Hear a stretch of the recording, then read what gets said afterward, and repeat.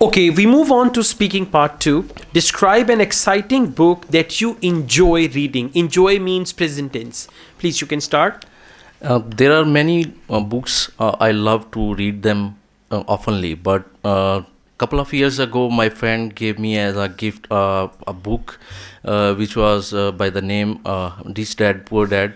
I am not a financial guy. My financial knowledge is very low, so he wanna improve my financial education. So he gifted me Rich Dad Poor Dad, which is written by a American author Robert, who explains his childhood life with two fathers.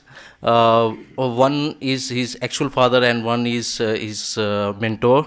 So he explained very exciting facts about his life.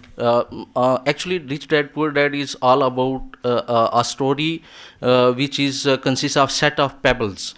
Like there is one argument and there is an other argument, and the reader always keep himself indulged, never get bored, or he just planted all the story in a way that everyone who don't possess any financial knowledge or things related to financial independence.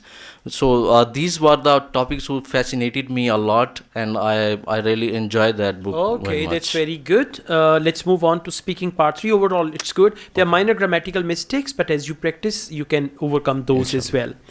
well. Do young people like to read books these days? Yeah, it's depend on the personal choice of the any person.